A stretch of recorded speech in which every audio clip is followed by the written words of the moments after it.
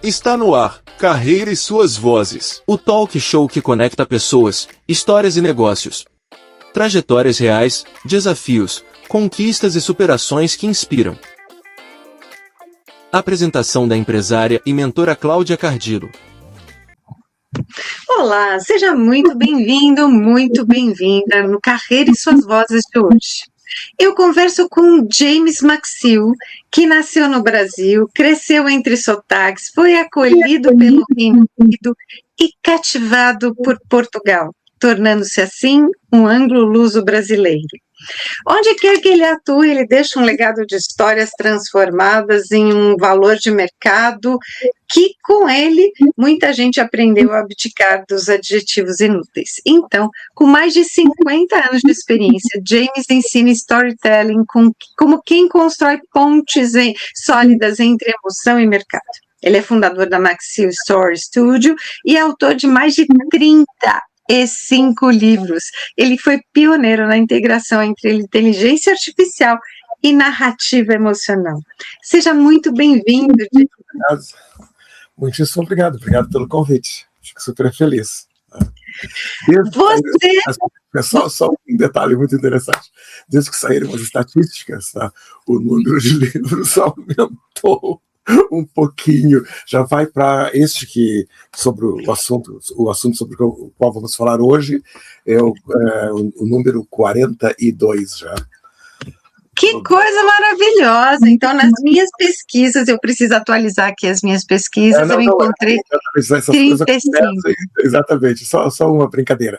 Mas, e uma coisa interessante, Cláudia, é que eu não me considero escritor, depois você pode me perguntar por quê, mas eu literalmente me considero um teórico desta área, e eu acho que, como tu falaste, 50 anos de carreiras, eu já vou agora em março para 70 anos de idade, então chega naquele momento da nossa vida em que ou nós vamos dizer o que temos para dizer, ou talvez nunca mais temos a oportunidade de dizer o que temos para dizer, a não ser por meio de psicografia.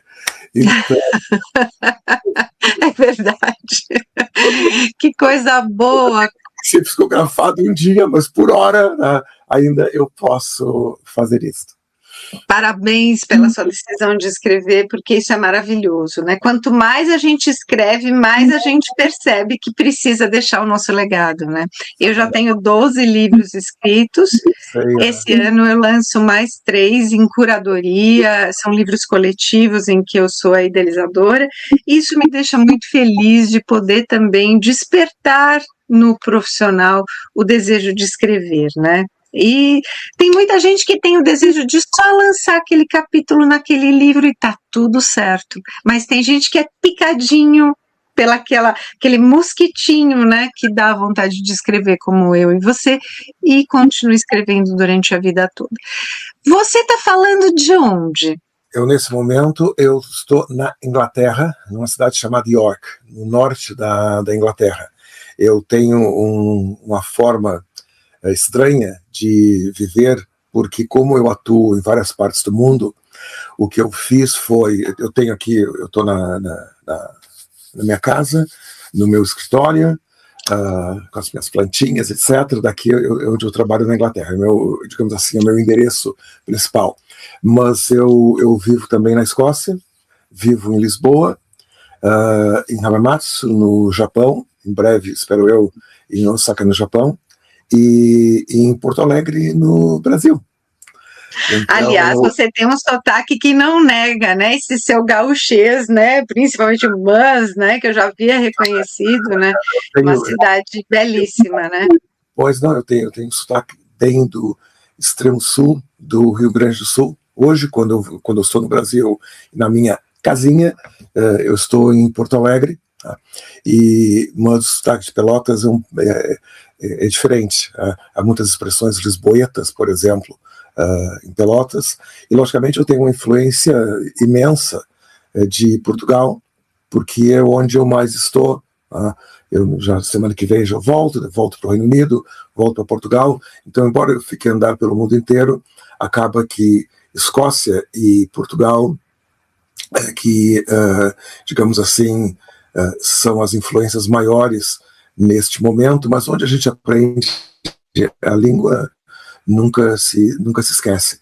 Eu agora, já aqui na Inglaterra, eu já estou praticamente há 26 anos, mas ainda assim, se eu vou falar inglês, o meu sotaque, ele sai escocês. Eu aprendo línguas com facilidade, mas depois de eu aprender, eu tenho muita dificuldade em mudar o sotaque, o jeito de falar.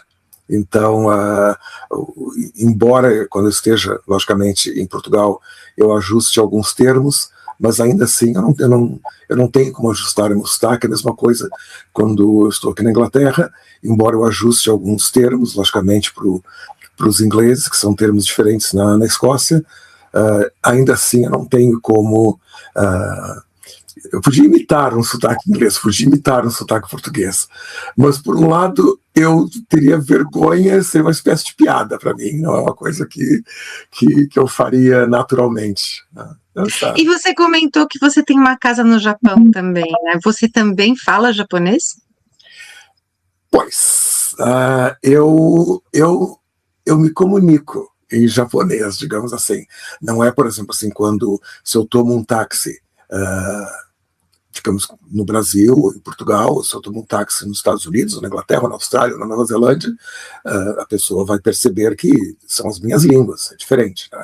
Agora, no Japão, eles vão ver que eu sou um estrangeiro a fazer um esforço imenso para me comunicar em japonês. Né? Eu consigo assistir programas de televisão em japonês sem precisar de uma legenda. Eu consigo, digamos, seguir o que está... Que maravilha! Eu consigo ler em japonês. É que ler também digamos, é um termo muito amplo, porque, por exemplo, eu consigo ler mangá em japonês, tá? Porque, afinal de contas, tem sempre uma figurinha ali que ajuda no significado, e porque o japonês, não sei se você sabe, ele tem várias formas de escrever. Eles podem usar o romaji, que são as letras como nós, do alfabeto romano, né? E depois eles têm os kanjis, que eles emprestaram dos chineses. E os kanjis, assim, chineses, tu tens que memorizar um a um, como se fosse sinal de trânsito em português. Depois tem os hiraganas, que são símbolos que a gente usa para as desinências, para dizer que é um verbo, uma língua, etc., que vem do japonês, que vem, na verdade, uma derivação dos kanjis. E depois tem os katakanas, que a gente usa para escrever palavras que vieram de uma língua estrangeira, diferente, digamos, da japonesa. E então, por exemplo, katakana e hiragana foi os primeiros que eu aprendi. Eu comecei a aprender japonês quando eu tinha 53 anos. Porque até então o Japão estava fora do meu radar de trabalho. E aí, então, quando eu fui ao Japão pela primeira vez, eu lembro que eu estava num hotel em Tóquio sem saber uma palavra em japonês, nada. E eu olhei pela janela, tá? E o Japão é muito cheio de luzes, cartazes, etc. Aquelas luzes todas com aquelas letras, aqueles símbolos todos lá. E eu disse, olha, tá? Se seres humanos olham para isto e isto faz sentido, tá? Por que não vai fazer sentido para mim? Né? Isso é uma coisa importante. Eu pensei assim, olha, se eu quero realmente continuar a vir ao Japão e cada vez que a gente se insere numa cultura, a gente sempre aprende alguma coisa nova, né? E eu tenho que aprender isso. E eu me lembro que eu fui ao Google, tá? E pela primeira vez eu descobri como aquilo funcionava. Então eu vi que o katakana era para escrever palavras estrangeiras. Olha que interessante. Como o japonês, eu sabia que tinha muita influência da língua inglesa, talvez muitos empréstimos da língua inglesa sejam escritos com esses símbolos. E aí eu vi que era alguma coisa como 28 a 50 símbolos, e ali mesmo do Google eu peguei uns papeizinhos amarelinhos e escrevi e colei na parede do quarto do hotel. Eu lembro que tinha uma fotografia, naquela época pus no Facebook, etc. E estudei por umas 2 horas aqueles símbolos, e aí eu comecei a ver, por exemplo, que a palavra hotel era hotério, e que se escrevia com aqueles símbolos. Resultado, quando eu desci do meu quarto pela primeira vez no Japão para ir até a recepção, que em inglês se diz front desk, que é a escrivania da frente, né? Então, e em japonês eles dizem fronto. E quando eu olho escrito em cima, recepção, que era fronto, eu podia ler, eu sabia o que era. Então aquilo me deu um tremendo ânimo. No dia seguinte eu aprendi os equivalentes haraganás, o silabário deles, e depois comecei aos pouquinhos a entender como funcionavam os kanjis, que são cerca de 7.000, mas a pessoa sabendo 2.000 e pouco já quebra o galho. E então hoje talvez assim eu consiga reconhecer uns 400, 500 kanjis. E então isso já ajuda, e às vezes a gente tem os kanjis em cima deles, que é o caso dos mangás, eles vêm com as outras letrinhas do silabário. Então a gente sabe como pronunciar, mesmo que não tenha visto, digamos, pela primeira vez. Então se a gente conhece uma palavra como hana, que é flor, então se eu vejo só o kanji de flor, aí, quer dizer, hoje eu sei, mas quando eu não sabia, eu olharia para aquilo e era um símbolo, uns risquinhos, mas em cima se põe o símbolo para hana, ha, e o símbolo para na. Então, quando eu li hana, esse é o símbolo de flor. Depois tem alguma coisa como hanabi, que é fogos de artifício, que eles chamam flor de fogo. Então, a mesma coisa. O bi é o mesmo símbolo que se usa para ni de Nihon, que é Japão. E então, quando eu vi aquilo, eu disse, que estranho, o fogo de artifício vai ser alguma coisa como hanahi, mas aí em cima estava escrito o símbolo para bi. Eu disse, para ver, esse símbolo na palavra Japão, Nihon se lê como ni, mas na palavra fogos de artifício, a gente lê como bi. E assim eu fui aprendendo. Então, hoje que legal essa dica, porque eu gosto muito de assistir filmes em outros idiomas, e japonês me chama muito a atenção pelo sotaque, a maneira com a qual eles falam, né? E quanto mais a pessoa vai evoluindo na vida, eu li que existem cada vez mais kanjis de escrita mais formal, né? Então tem as famílias, tem uma série de questões, né? Mas adorei a dica, isso é fantástico. Para nós nos desenvolvermos, eu sei que trabalhos com desenvolvimento humano, o aprendermos uma língua que não vem da família das línguas as quais falamos, por exemplo, no caso de uma língua europeia, é muito interessante, porque há uma outra forma de pensar o mundo.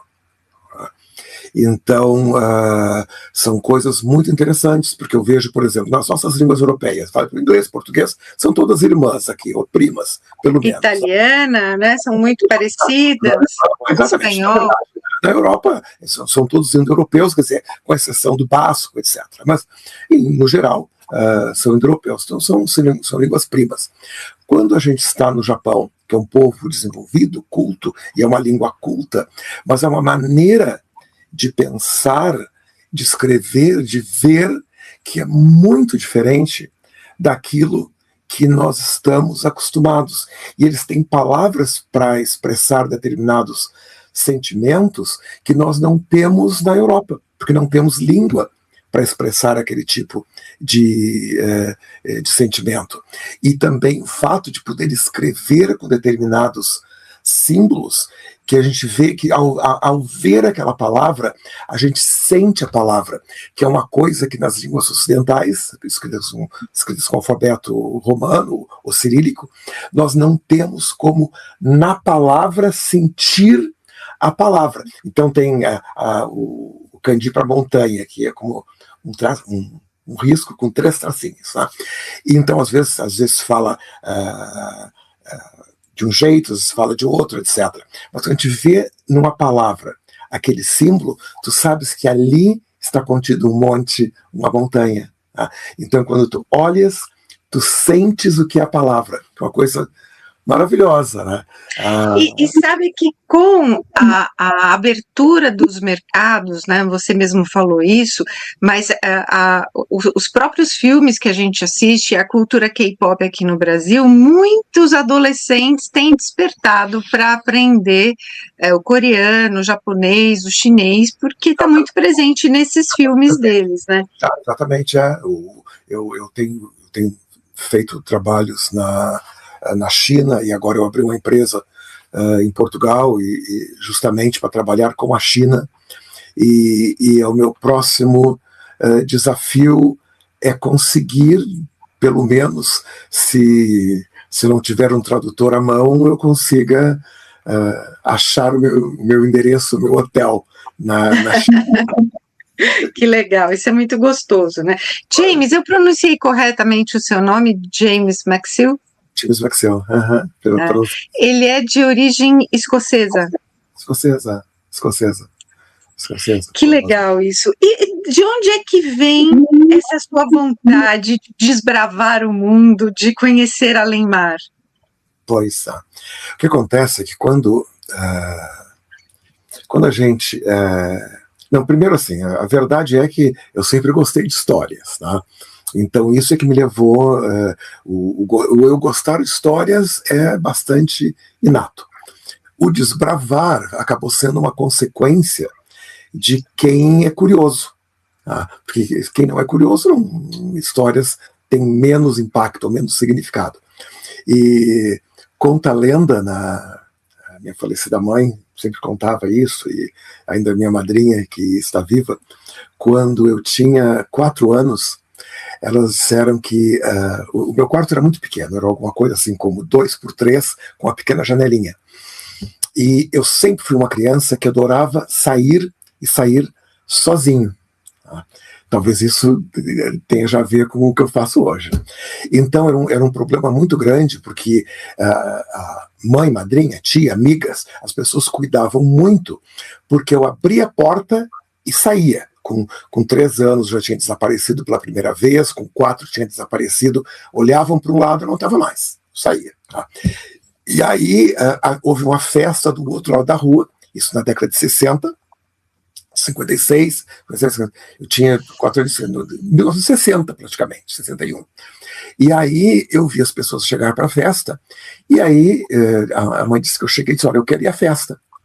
Mas eram aquelas festas da década de 60, imagina o que era festa hippie, aquela coisa toda. Não é nem pensar, os pais eram mais conservadores, não é nem para adulto, né, quanto mais para uma criança. Né? Eu me lembro, a mãe disse assim, que eu disse, olha, eu estou muito frustrado, etc. E ela me pôs no meu quartinho. Né? Diz ela que eu fiquei a olhar pela janela, e disse, então tá. Aí foram dormir, trancavam as portas, porque literalmente eu podia sair.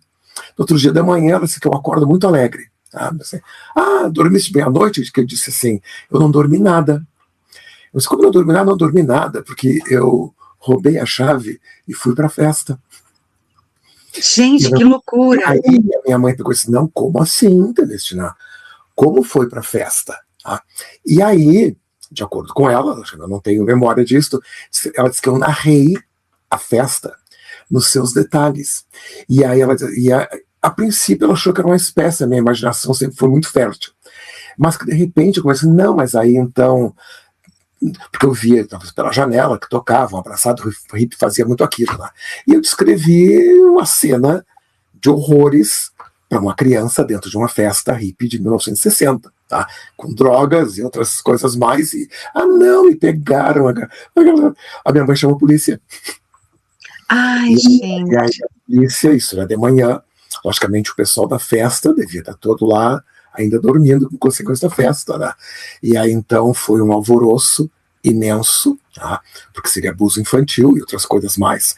E aí as pessoas na festa disseram, não, olha, não vimos entrar criança, né? Mas também eles deviam estar tão passados na festa de 1960, que também se tivesse entrado uma criança, eles não tinham certeza. Tá? A alucinação, né? Eles nem saberiam o que era, né? E aí a polícia ia levar o organizador da festa. E diz a mãe que aí o policial disse, olha, menino, tá? Tem absoluta certeza, porque essa pessoa ela vai ser presa, e explicou para mim. Mas quando eu entendi, porque eu não sabia o que era aquilo, né? Aí eu disse, não, eu fui à festa, mas eu só fui à festa na minha cabeça. Só na minha cabeça, foi feito na minha cabeça. Tá? E aí, logicamente, o impasse todo foi resolvido, para muita vergonha dos meus pais. Foi a festa na cabeça. Né? Então, ou seja, né, por ali, assim, é um dos primeiros relatos que eu tenho, tá? De a família dizer como eu gostava de histórias. Quando eu tinha pelos 9 anos, eu ia ao parque, e no parque tinha feito uma montanha, um monte, digamos assim, e em cima do monte tinha uma bandeira. Tá? Eu ficava ali naquele monte da bandeira a olhar para o horizonte. E eu sabia que no horizonte havia outros lugares que falavam outras línguas, e eu pensava, não, eu tenho que chegar lá. Tá? De alguma maneira, eu tenho que chegar lá. Eu tinha um amigo americano, meu amigo até hoje, tá? E nós temos em inglês a palavra delusional, que significa ser uma pessoa que tem devaneios, aqueles devaneios impossíveis. E ele dizia, agora já como adulto, ele disse, olha, quando a gente saía lá com os nossos 9, 10 anos, eu chegava a casa e pensava assim, o James está delusional, ele é meio maluco, porque eu tinha certeza que lá do outro lado havia outras coisas, outras pessoas. Então a primeira oportunidade que eu tive, eu fui. Tá? E literalmente nunca mais parei. E os livros, eles fazem muito bem esse papel, porque eles nos ajudam a viajar pelo mundo inteiro, por outros planetas, por situações que são criadas pela mente da gente, né? Eu escrevi dois, dos meus livros todos, escrevi 2 romances, e agora tenho mais 2, escrevi uma série para TV, agora também tem mais 2 em andamento, mas não é o que, digamos assim, o que eu gosto, assim, quando, digamos, eu cresci, comecei a trabalhar com pessoas, aquilo de que eu mais gosto é de ajudar as pessoas a alinhar as suas histórias. Isso é que me dá um grande prazer. Então, os meus livros, eles sempre respondem, sobretudo, as minhas questões. Eu vejo assim, se algo me incomoda, em vez de eu ficar a reclamar pelos cantos, a dizer bobagem nas redes sociais, eu vou ali e pesquiso, busco organizar as minhas ideias da melhor forma possível e transformar aquilo num livro que tem um teor pessoal, mas não deixa de ter um teor didático. Tá? Então, digamos assim, os meus livros têm sempre uma linguagem engraçadinha, que é o meu jeito de falar, de ver o mundo, etc. Eu não acredito muito em intelectualismos e tudo mais. Então, os meus livros refletem isso. Mas eles refletem, sobretudo, o meu ponto de vista sobre um determinado assunto. Tá? E isso, sem dúvida, sempre vai ajudar alguém. Vai ajudar alguém porque o que eu vou dizer esclarece, ou até vou ajudar alguém porque a pessoa totalmente discorda daquilo que eu disse e vai procurar a sua verdade. Tá? E assim a ciência avança. Tá? Então, os meus livros eles são frutos da minha incapacidade de ficar calado. Tá? Eu com 65 anos, eu achei que eu ia aposentar-me. Eu disse, vou agora, faço 65, fiz o que eu tinha para fazer, vou aposentar-me, e aposentei-me. Tá? 3 meses depois, eu voltei. E agora o meu tempo está ocupado da manhã à noite. Agora eu chego agora. Delícia, isso. 3 meses de aposentadoria, Cláudia. Fim. Que gostoso, né? Isso é fantástico. Você está lançando esse livro novo que comentamos, que é o Storytelling Inteligência Artificial. Você está com ele aí? Tô com ele aqui. Que legal, que gostoso. Nesse livro você afirma que o maior risco da inteligência artificial, ele não é técnico, mas simbólico. O que você quer dizer com isso? No Brasil, ele foi lançado em dezembro. É recente para a gente aqui também, né? É recente porque eu estive no Brasil para conduzir um retiro para autores e aproveitei então para lançar o livro. Pois, quando a gente fala em inteligência artificial, por exemplo, assim, num projeto ou literário, ou quando a gente quer contar uma história, no caso, por exemplo, o livro tem muito a ver com marketing digital, tá? É que quando se fala em tanto inteligência artificial no processo criativo, a maior confusão que eu venho observando nos últimos anos, né, é a tentativa de colocar, digamos, a inteligência artificial no centro da criação, como se a criatividade fosse apenas assim uma combinação eficiente de dados, o que, na minha opinião, não é, porque a criatividade é sempre algo simbólico, é a escolha sob a incerteza, é uma decisão sem garantia de acerto. Tá? Consequentemente, digamos assim, isso não pode ser, digamos, delegado para a inteligência artificial. Então eu vejo a inteligência artificial, principalmente na área de marketing digital, que foi o assunto do livro, como essa tecnologia, que é uma tecnologia de borda, assim, que ela fica por fora, e nunca uma tecnologia de núcleo. Na minha opinião, a inteligência artificial, assim, ela vai atuar antes e depois do ato criativo humano, mas não no coração do ato criativo como tal, né? Então, o que eu vejo, por exemplo, assim, que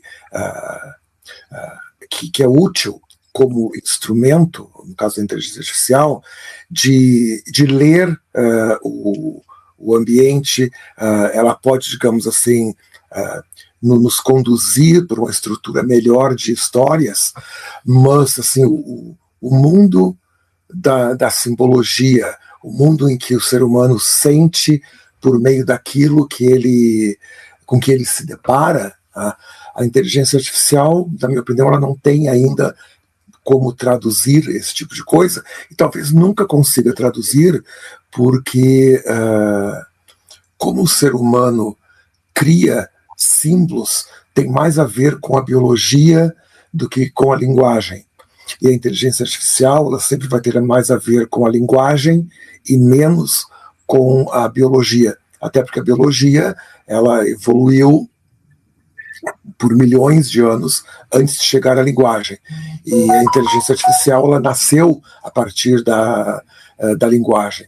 Então, eu acho assim que ela ajuda a criar um ambiente simbólico, mas eles são periféricos. O coração do ambiente simbólico, de como ver o mundo, cai um raio e a gente achar que tem um deus do trovão, é uma coisa totalmente humana.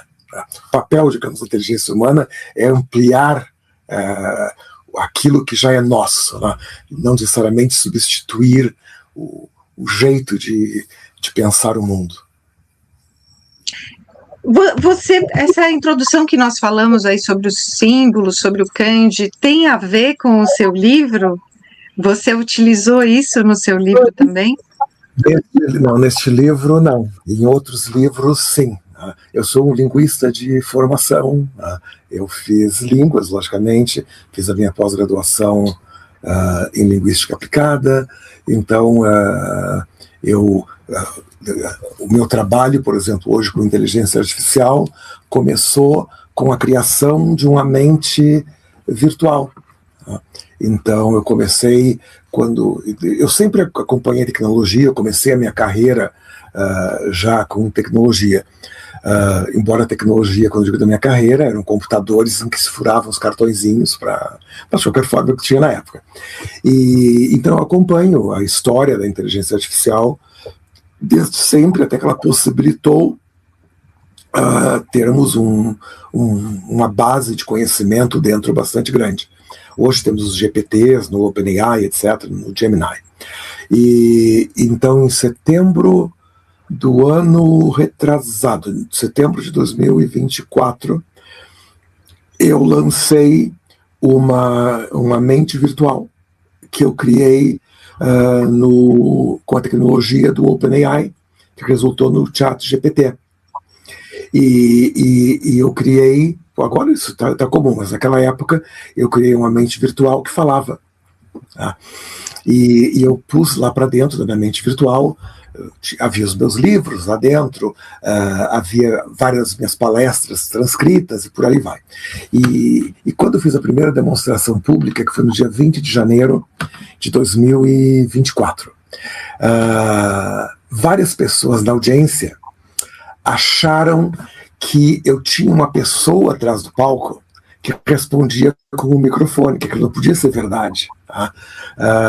Uma pessoa falar comigo e ao mesmo tempo não ser eu, era uma máquina a dar respostas sobre as minhas coisas. Aquilo funcionou muito bem, a partir dali tudo começou a evoluir.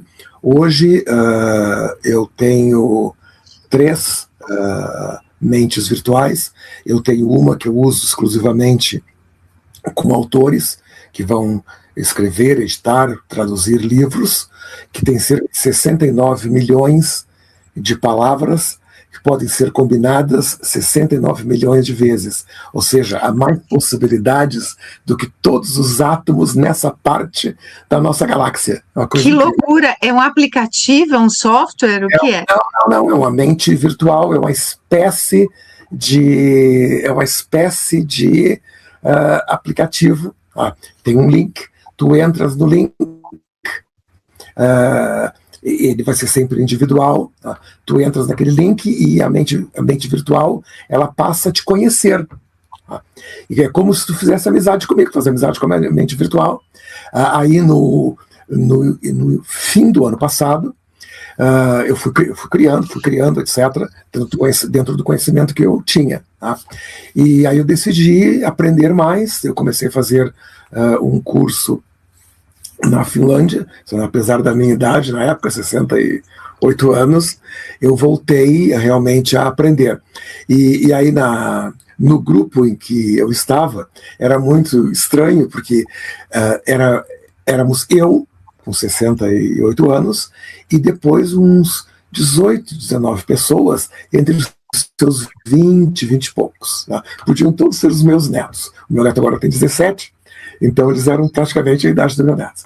E eles eram ótimos naquela coisa, a tela ficava toda preta com aquelas letrinhas e eles destrinchavam tudo, entendiam tudo. Chegou um ponto que eu falei para a mentora, para a tutora do curso, eu disse, olha, isto não é para mim, até porque eu não vou agora começar a aprender programação, e eu disse, olha, essa tela, aparecem essas letrinhas todas, eles conseguem ler isto, para mim é mais fácil aprender chinês do que ver isso. Tá? E ela disse, olha, por que a gente não trabalha naquilo que tu sabes e não naquilo que tu não sabes, que é muito o enfoque finlandês de educação. Vamos desenvolver os teus talentos, não ficar, como diz no Rio Grande do Sul, no Brasil, dar murro em ponta de faca. Né? E aí, então, eu disse, olha, o que eu gostaria? De ter uma mente virtual que compreendesse sentimentos humanos, que é um grande desafio quando a gente vai trabalhar, digamos, um livro, um texto, é uma mente virtual que possa, por exemplo, entender o mínimo de como funcionam os sentimentos humanos. E aí, então... James, então você desenvolveu a programação da mente virtual, é isso? Eu desenvolvi, dá para usar a palavra programação, mas eu tiro a palavra programação, eu desenvolvi a mente virtual. Tá? Então, o que eu fiz foi, eu chamo de protocolos. Tá? Então, eu criei, a princípio, porque aí, como linguista, linguista de formação, mas eu sou um especialista em storytelling, eu sou um especialista em story therapy, que é terapia a partir de histórias, então a gente tem que conhecer um pouco de neurociência, essas coisas todas. Então, eu juntei, digamos, o meu trabalho intelectual sobre emoções humanas, que a gente já usa para a criação de histórias, né? E criei um protocolo para que a minha mente virtual, que até então ela era, digamos, um papagaio muito avançado. Tá? Ainda não tinha 69 milhões de palavras, naquela época já tinha talvez uns 10 milhões de palavras, mas que não eram 10 milhões combinadas 10 milhões de vezes, não era, digamos, 10 milhões combinadas 20 vezes, tá? Que isso dá um número potencialmente muito menor. Então eu gostaria que eu pudesse escrever um texto, alguém pudesse pedir para ajudar a editar um texto e entendesse o subtexto. E aí então eu criei um protocolo de sentimentos humanos e eu decidi criar um protocolo baseado em 4 fatores. Todos os sentimentos humanos reduzido a 4. Então eu criei o fator ansiedade, o fator angústia, o fator mistério e o fator suspense. Não necessariamente nesta ordem. Então, todos os sentimentos humanos, eu derivei disto, porque a pessoa diz assim, sentimento humano é ódio, é amor, é ciúmes. Sim, mas isto vai depender da cultura, aquilo que nós falamos até no início da nossa conversa. O fato de a gente transitar por várias culturas ensina-nos muitas lições de que ciúmes não é a mesma coisa, que amor não é a mesma coisa, ódio não é a mesma coisa. Então, o que é a mesma coisa para todo ser humano? Primeira coisa é a ansiedade. Não tem nem ser humano. Isso vale quem tem cão em casa e gatinho, sabe que a gente bate na latinha, e se for a latinha na comida, a ansiedade do cão é incrível, né? Então, ou seja, todos nós temos ansiedade. Não vejo a hora de fazer a refeição, não vejo a hora de casar com a Marieta. Tá? E depois nós temos o problema, o que seja, da angústia. Tá? Quando nós nos sentimos tolhidos, tá? A gente não vê a hora de sair. Isso também vale para os animais. Se um urso ficar preso numa armadilha, ele urra a noite inteira porque ele quer sair dali, ele está angustiado. Tá? Então, ou seja, temos a ansiedade, não vejo a hora de chegar. Temos a angústia, não vejo a hora de sair. Depois nós temos suspense e mistério. Tá? O mistério e suspense. O mistério é quando a gente não sabe o que é. Ninguém sabe. Então, digamos, eu estou agora a conversar contigo e tu diz assim, James, que vulto é esse que passou aqui por trás? Eu digo, olha, Cláudia, eu não vi. Depois tu vês a gravação e vês se passou um vulto. Daí tu vês a gravação e tu não vês o vulto. Nem eu, nem tu. E agora? Ninguém sabe. Ou seja, o ser humano tem que viver com o mistério. Não adianta, não há explicação para tudo. Basta a gente olhar, digamos, isso vale para os animais também, porque se a gente olhar para cima ou para baixo, né, é um mistério, é uma coisa insolúvel, não temos como solucionar. E depois nós temos suspense. Tá? Então, digamos assim, nós estamos aqui, tu diz assim, James, tens uma pequena luminária ali e tu tens um santinho aqui. Tá? Tu és católico romano? Assim, depois eu te conto. Vamos continuar nossa conversa, depois eu conto. Então é suspense. Eu sei, só não vou contar agora. Tá? Então, ou seja, esses são os 4, digamos, os 4 fatores dos quais eu derivei todos os sentimentos. Então, muitas vezes, amor é expresso por eu não vejo a hora de estar com aquela pessoa. Isso funciona, por exemplo, nos países latinos. Tu estás aí no Brasil, eu estou em Portugal, no Brasil de vez em quando, e eu bem sei disso, tá? Da pessoa ficar à espera do outro chegar, né? O namorado não chegou na hora, ele não vai ver-me todos os dias, não vai me ver todos os dias. Tem essa coisa eles falam a palavra grudado, né? Uma coisa bem latina, né? Que já não é o caso da Escócia. Tá? Então, na Escócia, amor muitas vezes parece até ser o contrário. Não se tem a ansiedade de estar lá. A pessoa diz, então tá, estamos namorando. Tá? Saímos, jantamos. Quando vamos jantar outra vez? A hora é dia 12 de março, às 4 da tarde, jantar eu não posso tomar um chá. Então tá, então dia 4 de março a gente se encontra outra vez e cada um vai viver a sua vida. Tá? Então, ou seja, e os dois vão dizer que gostam, que amam outra pessoa. Só tem um jeito de expressar diferente. Ou seja, é o nível de ansiedade. A mesma coisa é angústia. Tá? Muitas vezes há pessoas que não conseguem andar de elevador. Agorafobia, por exemplo. Ela entrou num lugar fechado, pequeno, ela tem uma angústia, ela tem que sair dali, senão ela ela para de respirar, até tem gente que não consegue andar de avião. Tá? E outras pessoas, por exemplo, eu consigo passar o dia a trabalhar no meu escritório, que é 4x4, essa sala. Tá? Então não há problema nenhum, ou seja, os sentimentos são derivados da angústia. A mesma coisa o mistério, né? Quando o encantamento que nós temos pelas coisas sempre deriva deriva do mistério. Porque eu sei que é uma explicação pela qual, por exemplo, agora aqui é inverno, então as minhas mudinhas estão à espera de serem plantadas na primavera. Tá? Então eu sei que tem todo um processo biológico, etc., do qual não entendo, mas eu admiro as folhas, que para mim é um mistério, está ótimo. Tá? E às vezes é um suspense. Tá? Por exemplo, todos nós que trabalhamos com gente, no meu caso eu trabalho com reuniões, com sessões instrutivas, etc., há sempre eu vou esperar para ver o que vai acontecer, que depois acontece. Então hoje, por exemplo, antes de começarmos a conversar, chegou um aviso, diz, olha, já entramos online, e eu disse, olha, já vou entrar. Então criamos um suspense. Tá?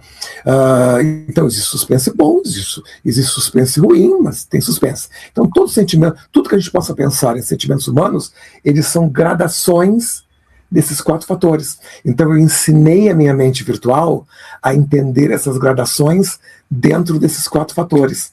A princípio, ela gerou 100, dos 100 gerou cerca de 5.000, e aí eu perdi a conta, porque agora cada dia ela gera sem a minha presença, que é uma coisa interessante da inteligência virtual. E aí por ali continuou. Depois eu criei compreensão de subtexto, e aí eu fui acrescentando esses módulos com esses protocolos.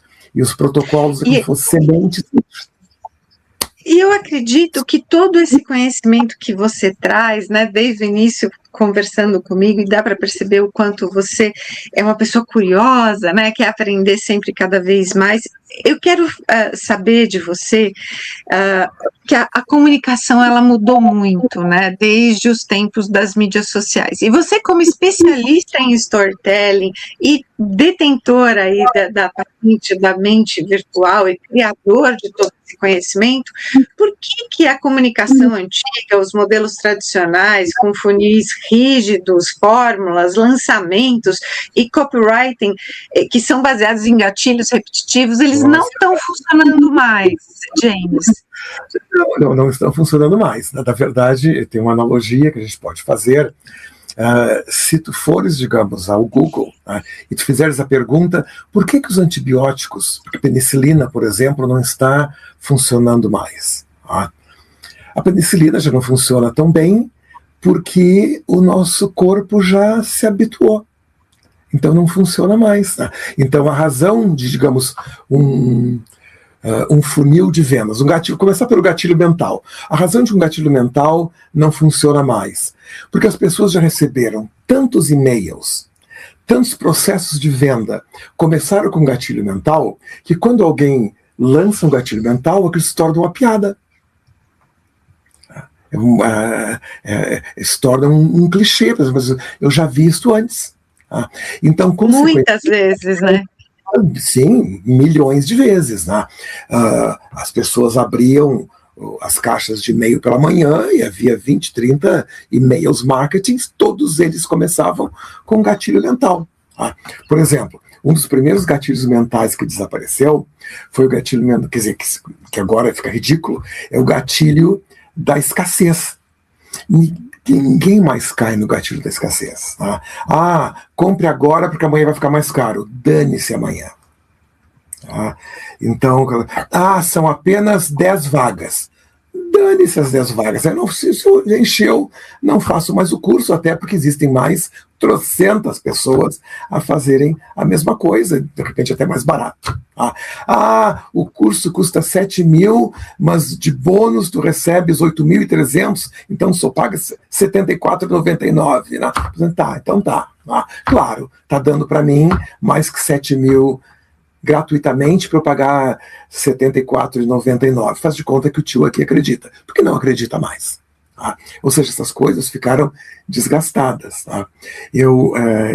Isso não está nesse livro, mas é num outro livro que eu lancei, que se chama 5 Lições de Storytelling, Persuasão, Negociação e Vendas. E é um livro bastante grosso, em que eu decidi copiar e colar esse tipo de coisa, que parece ou um exagero, ou parece, digamos assim, que eu tenho alguma coisa contra, ou algo assim. Então, eu reproduzi exatamente os e-mails que chegavam à minha caixa. Né?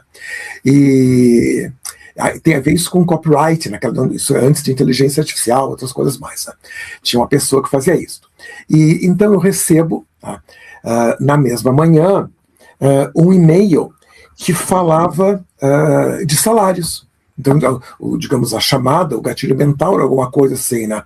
O tamanho do seu salário ele satisfaz, etc. E aí começamos, olha, se o salário for pouco, pequeno é isso, aí então pode fazer tal coisa, então aí o seu salário aumenta, vamos fazer tal coisa, vou dar uma palestra grátis de 3 dias, aquela história de sempre. Tá? Eu digo assim, ou Deus ou os algoritmos têm senso de humor. Tá? Porque logo depois, tá, quem espero que esteja assistindo são adultos, logo depois do tal do quer aumentar o seu salário, etc., etc., vinha a falar como aumentar as partes íntimas, que usou o mesmo modelo. Tá? Então imagina, por exemplo, para mim aquilo foi uma maravilha. Eu disse, eu vou copiar isso aqui e vai no livro, que foi no livro. Para mim aquilo funcionou. Né? Mas imagina, por exemplo, uma pessoa que acreditava em marketing digital, acreditava naquilo. Disse, não, vou ter que aumentar o meu salário está pouco, eu vou fazer esse curso de 3 dias para aumentar salário. Tá bem, parece muito justo. Agora tu recebes o outro do mesmo modelo para aumentar outras coisas, tá? Tu vai dizer, não, para lá. Tá? Cada vez que aumenta alguma coisa, o texto é o mesmo, porque nesse caso foi o mesmo, talvez escrito pela mesma pessoa para clientes diferentes. Ou seja... Exatamente. Isso... Eu conheço muita gente que usava esses padrões antigos, né, para lançar produtos e serviços que não estavam dentro desse escopo principal e acabavam quebrando a cara, né? Você propõe um modelo completamente diferente, que é baseado em arquétipos vivos emocionais, né, baseados nesses estados emocionais que você estava contando. Dança altera prática a forma como é que as marcas se comunicam, James? Porque o que acontece, assim, só para complementar a razão das pessoas usarem esses modelos e tudo mais, é que chegou um ponto que as pessoas desumanizaram o cliente, Cláudia. O cliente se tornou uma estatística. Então, a pessoa vendia produtos digitais, às vezes nem sempre digital. As pessoas usavam, digamos, métodos digitais para vender camisa e por ali vai. Mas, de qualquer forma, usavam métodos digitais e por meio das estatísticas. Esse tipo de coisa começou a morrer. Tá? E o que acontece? Do outro lado da linha, essa gente, ou esses profissionais, vou ser bonzinho aqui, tá? Vou usar um português mais adequado, do outro lado da linha, esses profissionais esqueceram-se que existe uma pessoa que sente, uma pessoa que se relaciona com o mundo. Tá? Então, que aquela pessoa, digamos assim, se ela é uma pessoa que ela tem uma dor, como se usa em marketing digital, como se usa em marketing, na verdade, ela tem uma dor e eu quero sanar aquela dor. Então, eu vou pensar aquela pessoa como um ser humano que perdeu, digamos, e quer reconquistar, ou que perdeu e nunca mais vai reconquistar. Por exemplo, quando uma pessoa falece, tu não tens como reconquistar o falecido. Tá? Por aí vai. Então, ou seja, não é uma estatística, alguém que perdeu. Tá? Não, do outro lado há uma pessoa. E como do outro lado há uma pessoa, e eu vou falar para esse sentimento, eu tenho que ver quem é a pessoa que está a ter este sentimento, aquilo que eu falei das gradações. para eu entender a gradação e ver como eu vou lidar com isso. E isso posso ter o auxílio, digamos, de uma inteligência artificial, por exemplo, da minha mente virtual, que ela vai ajudar na redação daquilo que eu compreendi, que eu quero, para chegar e poder lidar com aquela sensação, aquela emoção, aquele sentimento daquele outro ser humano. Porque, do contrário, a coisa começa a ficar tão fria quando eu lido com estatística, em vez, digamos, de lidar com quem sente alguma coisa, com quem vê alguma coisa, com quem ouve alguma coisa, com quem precisa de alguma coisa, que uma pessoa morre e eu digo para a inteligência artificial, digamos, agora, hoje pela manhã, eu vou mandar um e-mail de pêsames para todos os meus clientes que ficaram viúvos ou viúvas da semana passada. E aí vai produzir um e-mail bem bonitinho, aquilo chega, mas aquilo não atinge uma pessoa, mas não atinge emoção nenhuma. Eu vejo muito isso, por exemplo, agora na época de Natal. Eu vou sair dessa área de campos da morte e entrar numa coisa boa, que são mensagens de Natal. Eu, literalmente, as mensagens de Natal, as mensagens de Natal que eu percebi que foram mandadas por meio de uma máquina, eu não respondi. Não respondi. Eu não vou responder para a máquina. Porque eu sou, digamos, o arquétipo de um ser humano que gosta de outros seres humanos. Então, ou um ser humano quer me dizer Feliz Natal, ou eu não preciso de Feliz Natal de uma máquina. Então, ou seja, isso tudo agora começou a mudar drasticamente, porque, por exemplo, a minha mente virtual, ela vai me ajudar a lembrar das coisas, mas eu ainda manualmente, ou pelo menos por meio da fala, as minhas mensagens são sempre eu que mando, direcionadas à emoção de um outro ser humano, e não mandar para uma estatística. Agora eu vou mandar, digamos, para todas as senhoras que têm um podcast na internet. Eu não faço isso, eu quero saber o nome de cada um. Eu quero saber quem são, quero saber onde encaixá-los, que tipo de emoção envolve aquelas pessoas, e com elas, então, eu vou ali e falo. E se eu falo com um grupo, eu não vou dizer assim, como eu recebo esse tipo de e-mail que vai direto para o meu lixo, né? Olá, amigo! Eu não te conheço, querido, que amigo. E ainda quando, isso é mais geral, eles usam a palavra em inglês, né? Olá, friend, porque friend é amigo e amiga, né? Quando eu vejo aquilo, eu já deito fora, eu não quero saber desse tipo de coisa. Porque hoje, por exemplo, se eu tenho que falar com vários clientes, e agora, daqui a algumas semanas, eu estou a lançar essa minha mente virtual para o mundo, vários dos meus clientes já usam, faz quase um ano. Mas agora eu vou lançar mesmo isto com um programa, de uma maneira formal. Pois bem. Com storytelling para poder chegar até o seu cliente, né? De verdade, né? Vou lançar a mente virtual. Na verdade, ela vai ajudar a solucionar problemas e outras coisas mais. Vai ser uma espécie de agente virtual. Pois bem, mas o que eu queria dizer foi o seguinte, que eu falava logicamente, isso tem que ser uma equipe a fazer isto, porque são coisas das quais eu não entendo. E aí a menina que vai se encarregar do marketing, ela diz assim, eu vou enviar para este grupo. E eu disse, não, só um pouquinho. Deixa-me ver o seguinte, quem aqui são os meus conhecidos, os meus amigos? Ela diz assim, mas aí tu vais mandar uma mensagem para cada um dos teus amigos? Tu vais gastar horas, vou gastar horas. Porque se eu não for capaz, Cláudia, de gastar 2, 3 minutos contigo na minha vida, não vale a pena tu comprares alguma coisa de mim, ou não vale a pena tu me escutares. Então, não, eu vou. E é o que eu tenho feito agora. A gente vai terminar agora, digamos, pelas 13h30, eu tenho uma reunião em que eu vou começar a ditar mensagem por mensagem para cada uma das pessoas, dentro daquilo que eu sei que elas gostam, que elas querem, etc. E aí surge um fenômeno, que isso eu falo, acho que não falo no livro, um fenômeno muito interessante, que, por exemplo, se eu mando uma mensagem pessoal, de verdade, para 100 amigos meus, e para aquilo que eles são, aquilo que eles querem, etc., quando eles recebem, eles agem.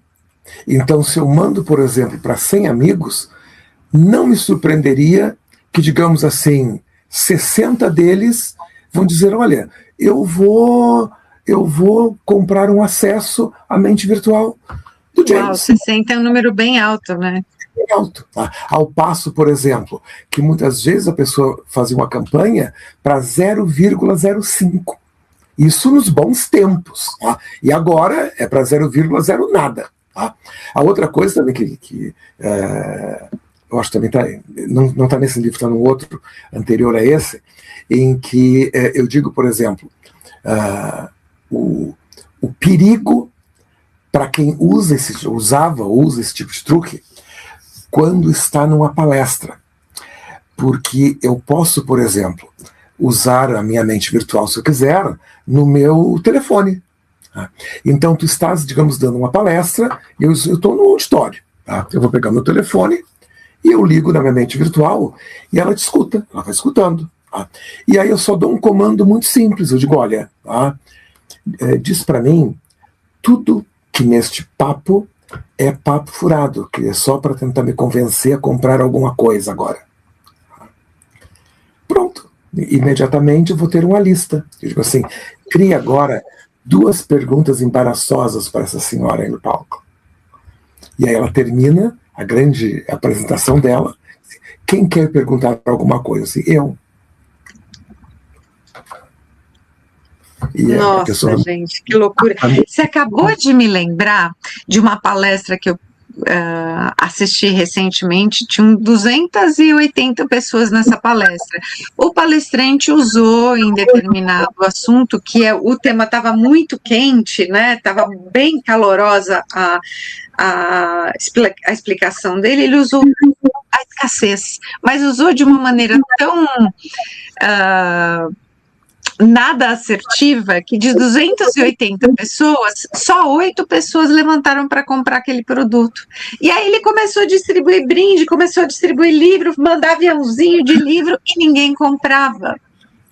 Então, a gente percebe que o ambiente ele já está saturado por esses conteúdos que eram perfeitos e que não são mais, né? Por que a imperfeição agora virou uma estratégia e ela pode se tornar uma vantagem competitiva?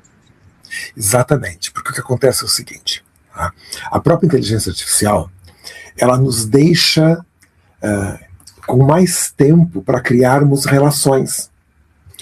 E o ser humano, ele sempre viveu de relações. Houve esse pequeno período, mas é menos que um piscar de olhos na história humana, em que nós saímos do relacionamento, nos afastamos por meio da tecnologia, e hoje estamos de novo com tempo para voltar. Tá?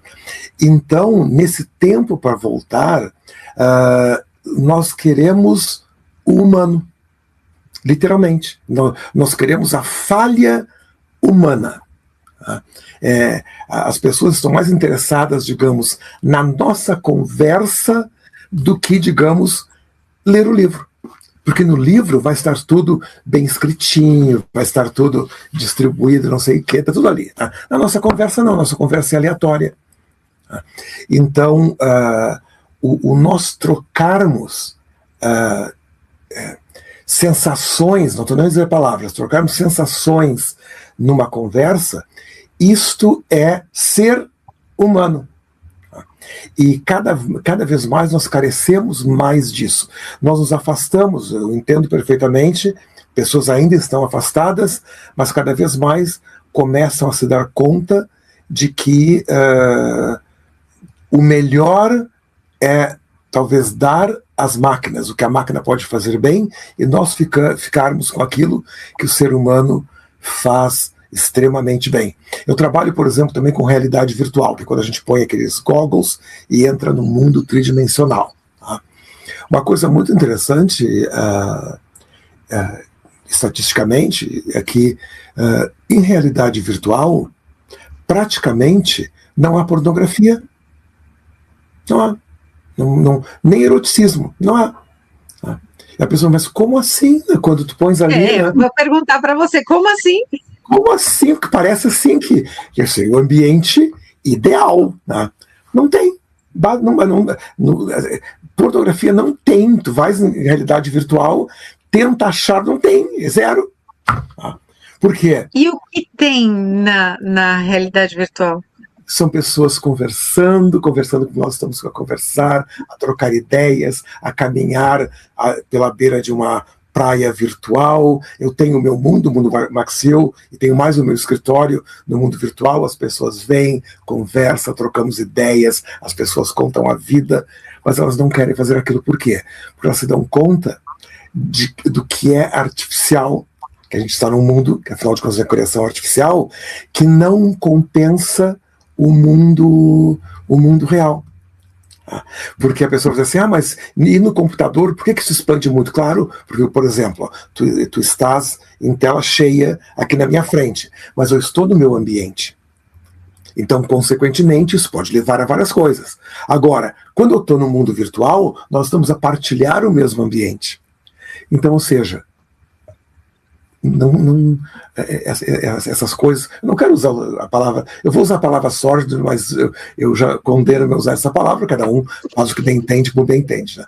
Mas o fato é que, para fazer o que bem entende onde bem entende, é muito mais fácil no teu ambiente, ou no ambiente controlado, do que no ambiente virtual, tá? Então, ou seja, o mundo mudou, e se nós não mudarmos com o mundo, as coisas vão começar a ficar para trás. Tá? Tanto que eu até digo assim, se a gente não, neste livro, eu falei, olha, se a gente não se reinventar, tá, com emoção, não se reinventar com verdade, nós vamos começar a perder os contatos. E você estava falando da inteligência artificial, que ela entra muito no processo criativo, principalmente na realidade virtual. Onde que, na sua opinião, ela deve entrar e ela não deve entrar?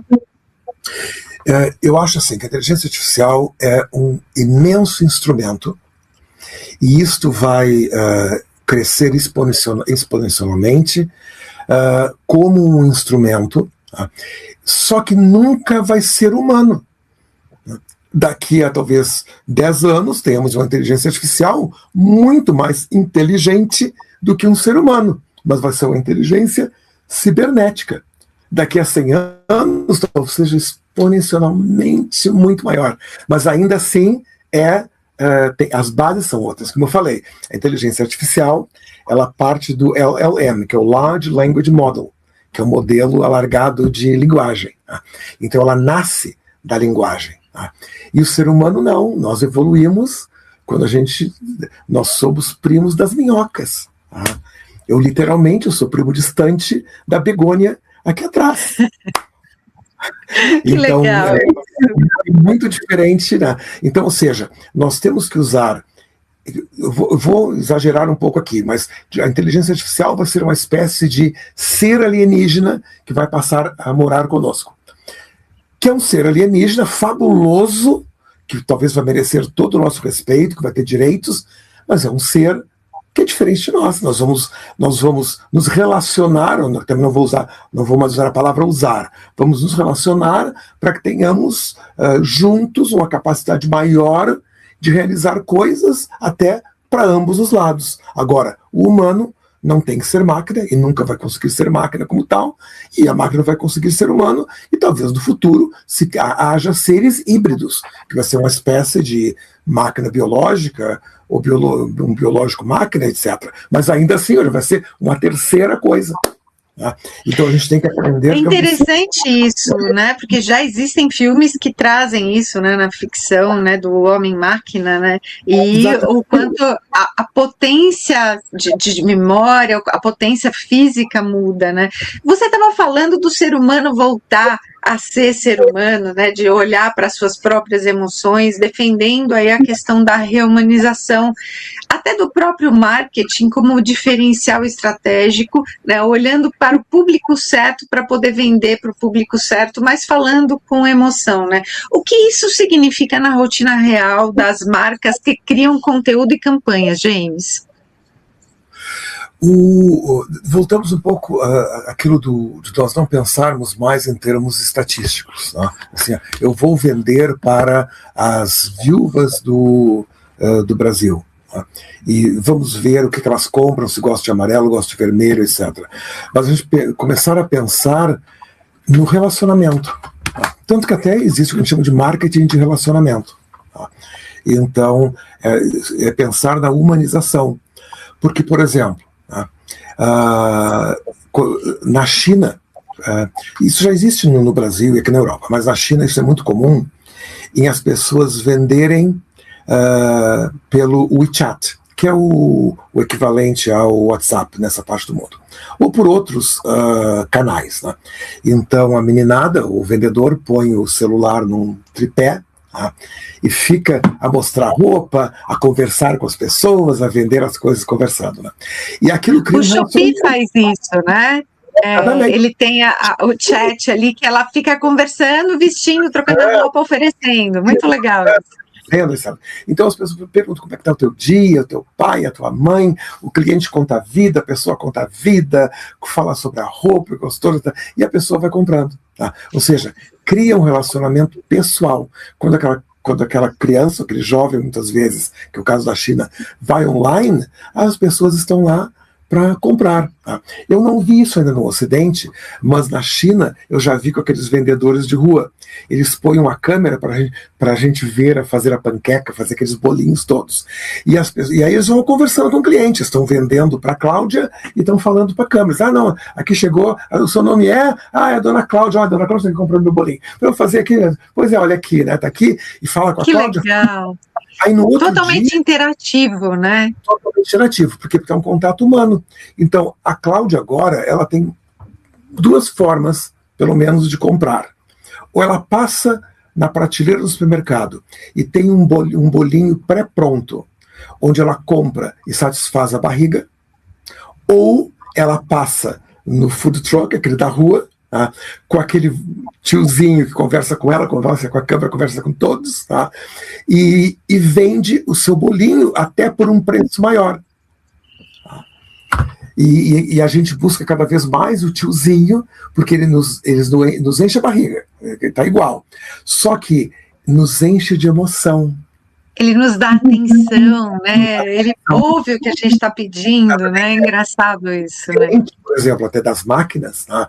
A felicidade humana, se a gente tiver que escolher entre a sensação de prazer e a barriga cheia, né? Enquanto a barriga não estiver muito, muito, muito, muito vazia, a gente vai optar pelo prazer. O amor e a atenção do tiozinho é mais importante do que o bolinho que ele está vendendo. Não... Olha, isso é fantástico. Que mensagem que isso traz para que a gente possa refletir cada vez mais, né? James, eu estou adorando conversar com você, né? Uma pessoa que olha para várias culturas e consegue misturar isso e tirar uma linguagem só sua, própria de você, né? Você tem uma carreira internacional muito grande, né? Já viajou por diversos países e trabalha com culturas diferentes. O que é que mudou na forma como as pessoas se conectam emocionalmente com histórias? Que é isso que você estava exatamente falando agora. Não, a forma de nós nos conectarmos com história é um processo humano. O nosso cérebro ele é feito para compreender histórias e o nosso cérebro é feito para compreender que o outro ser humano compreende história. Tanto que eu te disser assim, Cláudia, eu quero que tu agora penses como uma minhoca. Tens que pensar como se fosse uma minhoca. Tu não consegues. Aí tu vai dizer assim, mas a minhoca é muito distante de mim, eu não consigo. Tá bem, então, pensa como uma gatinha. Tá? Também não consigo, não, gatinho, não dá. Bom, vamos aproximar. Então, que tal pensar como uma chimpanzé? São os nossos primos, né? Tu não consegues. Agora, assim, tu consegues pensar como a tua tia? Não, agora, como a tua tia pensa, tu consegues. Ou seja, o nosso cérebro ele só é feito, ele está encerrado nessa caixa de ossos aqui, tá? E ele só entende a si mesmo. Tá? Então isso é igual para todo ser humano. Agora, como a cultura traduz essa compreensão de história é que é absolutamente fabulosa. Tá? Porque existem culturas em que uma história, ao apertar um botão, acende uma luz de uma cor. Na outra cultura, ao apertar o mesmo botão, acende uma luz de uma outra cor. Aquilo que eu falava hoje na nossa conversa, por exemplo, culturas muito próximas. A cultura escocesa e a cultura portuguesa. São 2 horas e pouco de voo, eu vou de um lugar a outro. Tá? Quando estou com meus amigos portugueses, e hoje em dia os netos deles, pela nossa idade, a menina diz assim, eu estou muito feliz, né, porque o meu namorado, ele passa aqui em casa todos os dias. Aí na Escócia, se eu disser assim, ela está muito feliz porque o namorado dela passa na casa dela todos os dias, o escocês vai dizer, tem alguma coisa errada com esse teu namorado, ele não tem vida, ele não... Olha que interessante isso, então, né? O que é cultura, né? E a luz acende. Agora, a história de que passa na casa, de que está lá para dar atenção, é a mesma. Agora, o botão é o mesmo, a luz que acendeu é totalmente diferente. Então, enquanto em Portugal a família vai dizer assim, não, mas ele é um bom rapaz, olha a atenção que ele te dá, ele já te espera cá em casa para te levar à escola, ele já te traz da escola, depois vem após a janta, leva-te a passear no fim de semana, isso é que vai ser um bom marido. Na Escócia vai ser radicalmente diferente. A família vai dizer assim, afasta-te desta pessoa, porque ele vai te sufocar a vida inteira. Tu não vais conseguir crescer como ser humano, porque afinal de contas, tu queres ir para a escola com teus amigos, expandires o teu networking, e tem esse malandro que fica fazendo sombra em ti. Muito interessante, assim, as culturas. Isso é fantástico, é extremamente interessante, porque leva a gente a refletir, né, sobre cada cultura, sobre a questão familiar, a questão corporativa, né? Isso é muito importante, né? James, eu amei a nossa conversa, e eu espero que as pessoas, eu tenho certeza que as pessoas que estão nos ouvindo também estão gostando. Como é que elas fazem para te encontrar? Deixa aqui suas mídias sociais, seu site, para as pessoas poderem comprar seus livros também.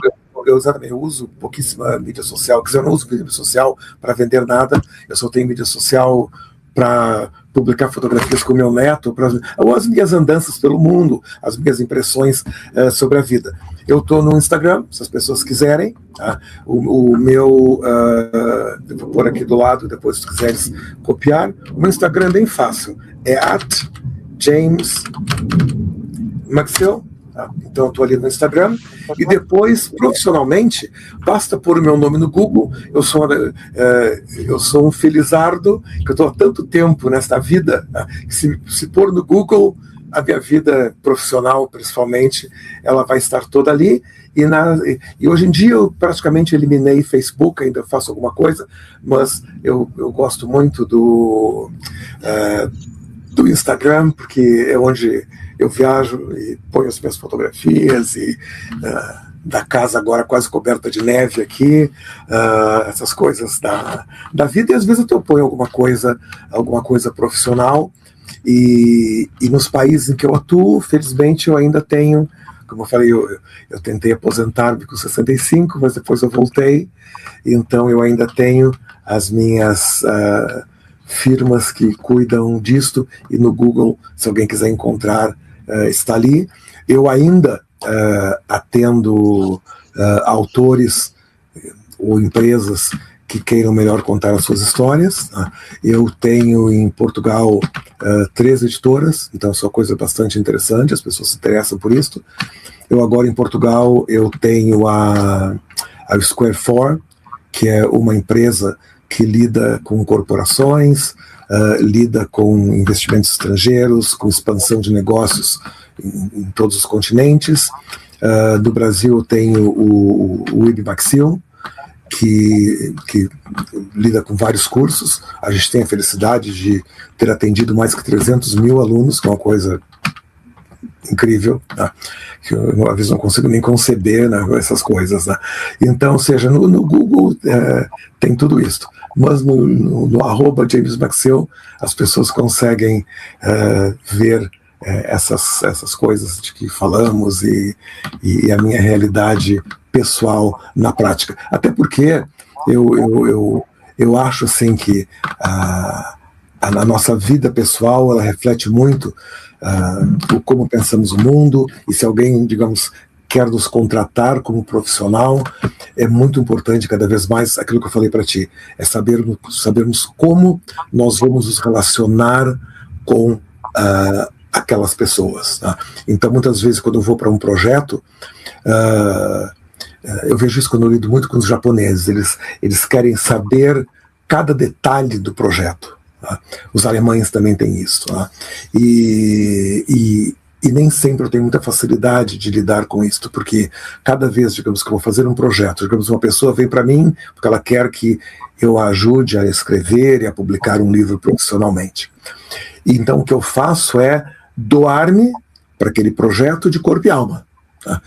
Com o objetivo de terminar o projeto e atingir aquele objetivo. Tá? Mas o caminho, tá, eu vejo muito como passos na neve, tá? Em que a gente caminha um pouco, olha para trás e vê como é que ficou. Às vezes fica meio tortinho, porque, né, a neve faz isso, outras vezes fica mais retinho. Se ficou muito tortinho, a gente volta e refaz o caminho. Tá? E então eu gosto muito de funcionar assim. E para isso eu preciso me doar. E eu adoro fazer isso. Eu construí uma carreira razoavelmente bem sucedida, do contrário, não teria te dito que eu consigo habitar em vários lugares do mundo. Tá? Eu nunca fui preciso saltar nenhum banco para fazer isso. Tá? E também nunca me corrompi politicamente para fazer isso. Foi fruto do meu próprio trabalho, da minha forma de pensar e da minha forma de ver o mundo. Eu tenho na minha filosofia de vida, que felizmente me acompanha desde sempre, é o fato de que eu gosto de trabalhar com quem eu goste e de quem gosta de mim. Tá? Então, eu estou sempre ciente de que eu vivo num mundo em que há pessoas que nunca vão gostar de mim, elas têm toda a razão para não gostar de mim. Tá? Então, com elas vão trabalhar com quem elas queiram, só vai ter conflito em cima de conflito. Então, como eu escolho ou estou disponível para ser escolhido, eu acabo tendo relacionamentos muito íntimos com os meus clientes. Daí, eu ter te dito hoje, que, por exemplo, o lançamento agora da mente virtual, eu estou mandando uma mensagem pessoal para cada um. Tá? E por incrível que pareça, eu comecei ontem a fazer isto. Até agora eu não recebi uma resposta dizendo não vou, não quero. Uma coisa que é fabulosa, quer dizer, isso não vai dar 100%, mas que dê 50%, ou seja, eu vou mandar talvez para 300 pessoas e vou ter 150 pessoas a subscreverem para minha mente virtual. Então isso é uma coisa absolutamente maravilhosa, e elas estão a fazer isto não porque eu tenho a melhor coisa do mundo, é porque sou eu amigo delas. Então se eu digo, olha, isso vai ser bom, elas pensam, bom, o James está dizendo, de repente até é ruim, mas nós temos um relacionamento aqui, eu vou lá para ver. Tá? Então isso é maravilhoso. Tá? É uma coisa que eu sempre preservei e que muitas vezes eu fui criticado por fazer isto, tá? E hoje é o contrário, tá? As pessoas querem saber como eu fiz. Durante esse ano eu vou lançar um outro livro chamado O Método Maxil, tá? Que não tem nada a ver com o método, onde eu vou literalmente confessar como é que eu consegui criar um pequeno patrimônio, tá? Como eu consegui expandir o meu negócio o mundo afora, sem fora do modelo que agora começou a morrer. Porque pessoas que atraíam 3 mil, literalmente atraem 4 ou 5. Isso está mencionado neste livro aqui. Uma coisa muito triste, eu acho que está na contracapa, eu digo isso. Muito triste, amigos meus de anos, que atraem milhares, não atrai ninguém, atrai uma dezena de pessoas. Tá? E eu, muito menos o contrário, eu atraía 50 e permanecia com 40, continuo atraindo 50 e nos meus 40. Então, de 40 em 40, de tijolinho em tijolinho, eu construo meu castelinho. A outra pessoa construiu um castelão e agora não tem dinheiro para reformar as portas. Então, parabéns por ter se reinventado, por ter essa carreira internacional brilhante dessa forma. Amei a nossa conversa. Que você continue levando essa sua juventude, o seu sorriso, o seu conhecimento para muito mais gente do que só o nosso público aqui. James, muito obrigada, muito obrigada. Adorei a nossa conversa. Prazer. Quando quiseres, é só dizer olá. Já estamos em contato. Oba, que seja assim, né? E para você que está nos ouvindo, muito obrigado pelo seu tempo, pela sua atenção. Me segue nas redes sociais Cláudia Cardillo Oficial para mais conteúdos como esse. Muito obrigado. Até mais, gente. Tchau.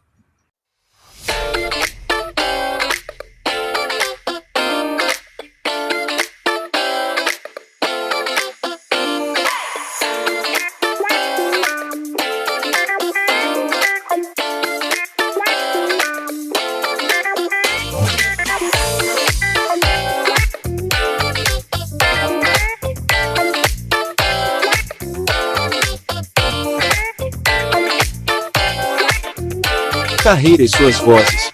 Sua jornada começa aqui.